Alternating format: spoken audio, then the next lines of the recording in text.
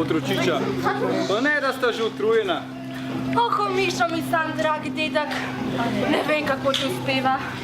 Morda bi ti moral prevzeti moje ime. Ti si tisti, ki v plesu kar leti kakor ptica. Ah, Bineši, vedno veš, kako pihati na dušo staremu poglavarju. No prav, pridite otroka, pa si odpočimo malo. No sej, konec koncev je pa tale počitek kot nalaza kakšno zgodbo, a? Ja, Mišo mi sam, povej nama zgodbo. Ja, prav, povem vam jo. In še komu drugemu, ki bo mi tem morda vlekal na ušesa. No, povej nama tisto o Mekatevi Kvanajeju. Ja, tisto o Mekatevi Kvanajeju. Prav. Ampak, ali sta vidno sploh opazila, da imamo družbo? No, dragi otroci, ne mara kar nekaj besed našega pogovora niste razumeli, kaj? No, to pa zato, ker so to besede našega plemena, indijanskega plemena Otavanov. Verjetno še niste slišali za nas, kaj? No, naj se najprej predstavimo. Moje ime je Mekate Maingan, ali, kot bi mi rekli vi, črni volk. Sem poglavar in videl sem že kar nekaj živ. Tole je moja vnukinja, Vaškvezi Bineši. Ja, kar pomeni radoživa ptica. Tole pa njen bratec, Vangija Nimikika. Ja, to pa pomeni mali grom. No, ampak veste, zgodba, ki jo boste slišali, ni povsem indijanska. Govori namreč o Mekatevi Kvanajeju, ali po vaše o črni suknji. Ampak ne skrbeti, zgodba ne govori o kosih oblačil, ker bil črna suknja v resnici človek in to za nas indijance je zelo pomemben človek. Prihajal je pa iz vaših krajev, iz Slovenije. No, začetek te zgodbe sega v leto 1797 in sicer v majhen grad v mali vasi. Takrat se je očetu Janezu in mami Katarini Baraga rodil sin, ki je bil krščen za Friderika Ireneja. Seveda se je rodil v malem gradu, v mali vasi. Čakaj, kaj pa je sploh to grad? No, lahko bi rekli, da je to zelo velika hiša. Ja, kako pa je lahko zelo velika hiša majhna? No, proti našim košam in šotorom je bila velika, proti gradovom, kakršne imajo čez veliko lužo, je bila pa precej majhna. Zdaj razumem. Mišo mi sam, pa je imel črna suknja kaj brata ali sester?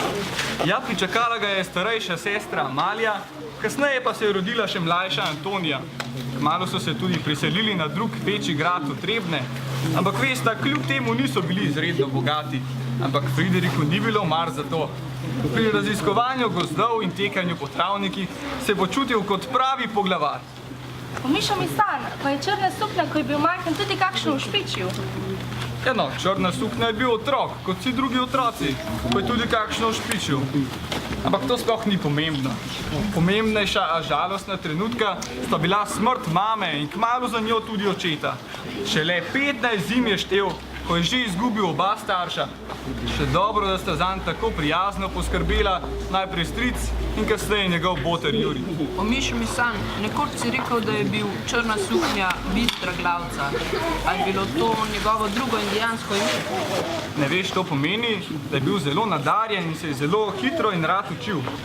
No, ni čudnega torej, da ga je pot kmalu popeljala v šolo v tujino.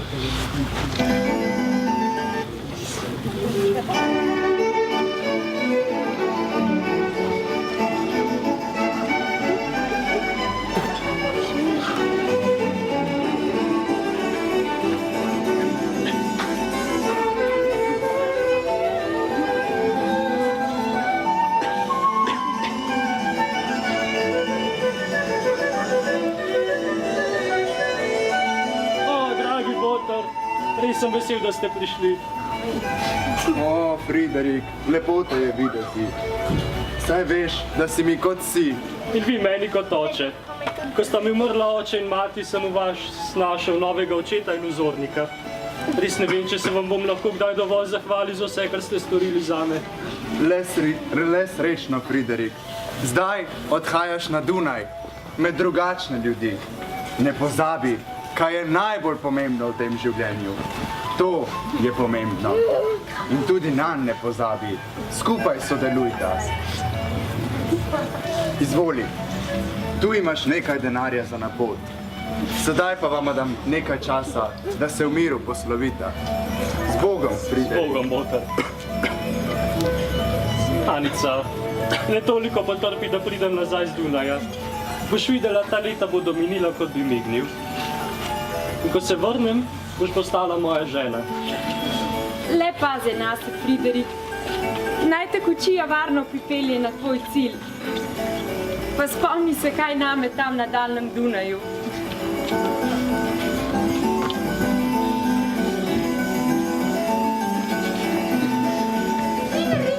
Amalija! Friderik! Sem že mislil, da te ne bo. Botar in Anica sta že zdavno odpotovala. S Antonijo smo se zaklepetali. Potem pa sem tekla celo pot, da se poslovim od mojega mlajšega bratca, ki odhaja v svet. No, potem pa ne izgubljajva časa. Kočija ne bo večno čakala. Iti moram. Z Bogom, Friderik. Pa prosim, ne pozabi mi pisati. Z Bogom, Amalija. Z Bogom.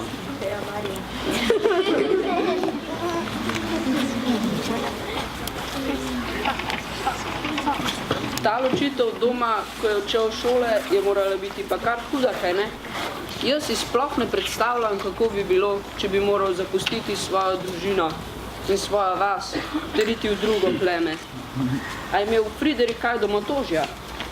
Viš, pravzaprav niti ne, ker je vez domovino ohranjal prek pisem, ki sta si jih dopisovala sestro Amalijo. No, poleg rednega študija, pri katerem je bil zelo uspešen, pa se je Friderik učil tudi različnih jezikov, slikal je, se ukvarjal z glasbo, navezal je stike tudi z znanimi Slovenci. Najbolj pa ga je navdušil sveti duhovnik Klemen Dvoržak.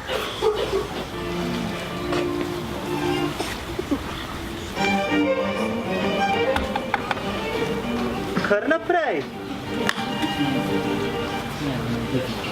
Dobar dan, gospod Dvoržak. O, Friderik, tebe pa nisem pričakoval. Kaj te je prineslo? Potrebuješ morda pomoč pri študiju? Ti primanjkuje denarja? No, res potrebujem pomoč, ampak ne materialne. Veste, ja, stvar je zelo zapletena. Kar z besedo na dan. Morda ti lahko pomagam. No, zadnjič, ko sem vas poslušal pri pridigi, od takrat naprej tudi mene privlači misel, da bi postal duhovnik. To pa je najlepša novica, ki sem jo slišal danes. Ali ni to čudovito? V čem je težava? No, stvar je v tem, da doma imamo grad in jaz naj bi postal graščak in gospodar gradu. Poleg tega imam še 2 sestri, za katere je treba poskrbeti.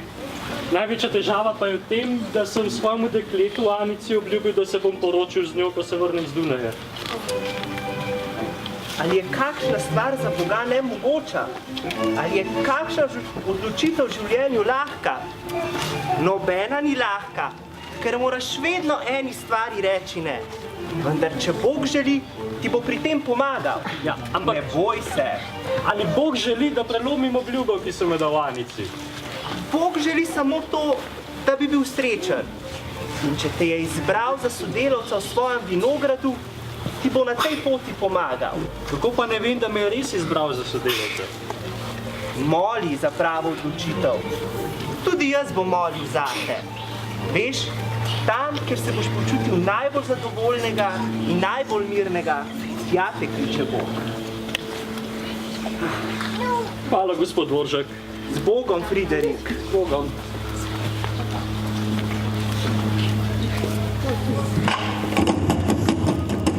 Kakšen pa je to, gospodov vinograd? A v njem gospodje pridelujejo mašno vino? Ja, ta bi bila šele prava, ja. Ne veš, iti v gospodov vinograd pomeni popolnoma posvetiti svoje življenje Bogu in ponesti veselo novico o Jezusu ljudem, ki je še ne poznajo. No in črna suknja se je res odločil, da se popolnoma prepusti Božjemu klicu.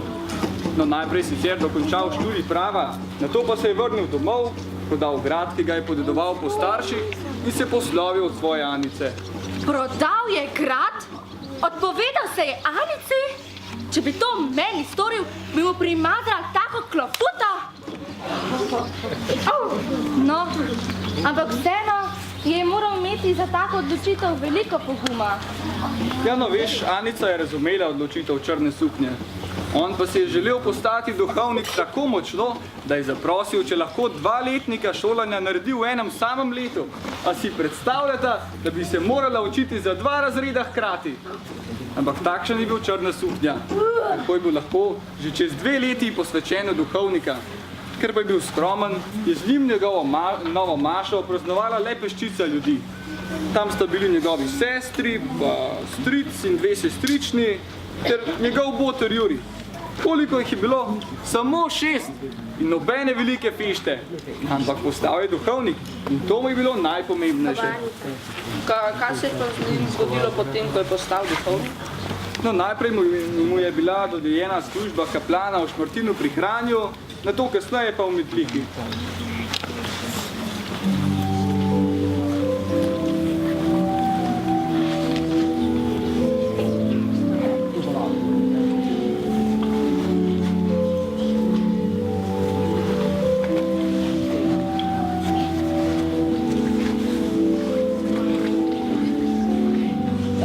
Jaz te odvežem tvojih grehov v imenu Očeta in Sina in Svetega Duha. Amen. Bog ti je grehe odpustil, pojdi v miru. Hvala.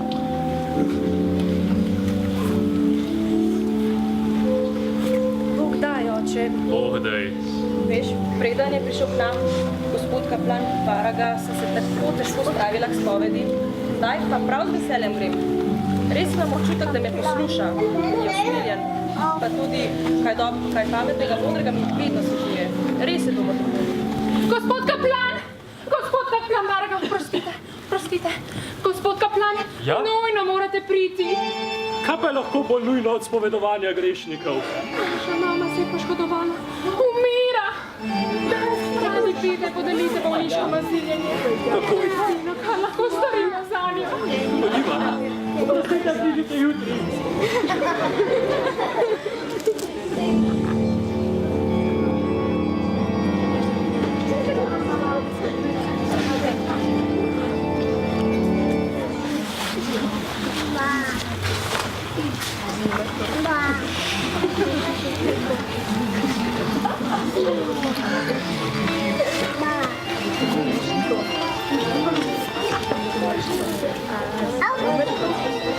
Po svojem maziljenju in svojem dobrotnem usmiljenju naj ti Gospod pomaga z milostjo Svetega Duha, odpusti naj ti grehe in te milostno poživi.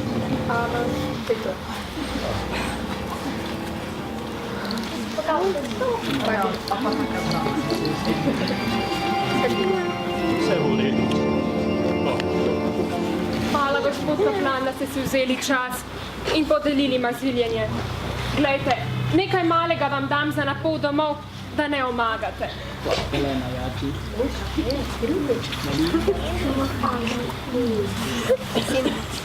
Ja, fant, kaj pa ti tako pozno zunaj sam? Gospod, lačen sem, že cel dan nisem nič jedel. Imate mogoče kaj zame? No, ravno kar sem dobil. Izvoli. Hvala. In če boš še kdaj lačen, pridi k meni.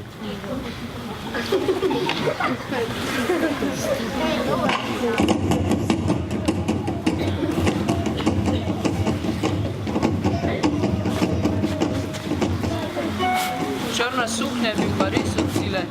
Še v svoji domovini je za vse naredil toliko dobrega. Oh, pa to, kar sem omenil, še zdaleč ni vse. Tako kot pri nas, je tudi tam otroke učil pisati, računati in brati. Napisal pa je tudi molitvenik z naslovom Dušna paša in druge knjige, zato da bi ljudje lažje in bolj zbrano molili. Ampak umišljam mi sanj, nekaj se sprašujem. Kako je Črni suknji sploh prišlo na pamet in zakaj se je odločil, da odide od svojega plemena in pride med nas, otavane? Ja, to je pa dobro vprašanje. Saj ga je tudi doma v Sloveniji veliko ljudi potrebovalo. Ampak veste, ko mu je v roke prišlo vabilo za misijone v Severni Ameriki med nami Indijanci, mu to ni šlo več iz glave. Vedno je bil namreč prepričan, da je potrebno le eno – voditi ljudi k Bogu. Zato je tudi postal duhovnik. No, vabilo je prebral, da med nami vlada strašno pomanjkanje duhovnikov. V njegovi domovini jih je bilo pa na stotine. Tako je spoznal, da ga mi potrebujemo še bolj kot doma v Sloveniji. Zato se je odločil, prosil svoje poglavarje za odhod v Ameriko in ti so mu to odobrili. Ko bi moral biti tudi jaz tako odločen, kot je bil Črna suknja. Ja, Ko je začutil, kaj od njega želi veliki duh, se je kar odločil in mu sledil. Tudi, če je moral zaradi tega prečkati veliko lužo. Jaz pa se pogosto še tega ne moram odločiti, kaj bi jedla za zajtrk. Ali pa, ko se jaz odločim, da bom šel popoldne loviti ribe, potem pa me prime lenoba in si premislim. Ja, odločitve so pomembne. Tako velike kot tiste majhne. Kot naprimer tudi odločitve, kdo je na vrsti, da nahrani konje. Oh, Mišo mi sam. No, brez zavijanja z očmi. Govoril sem. Hop!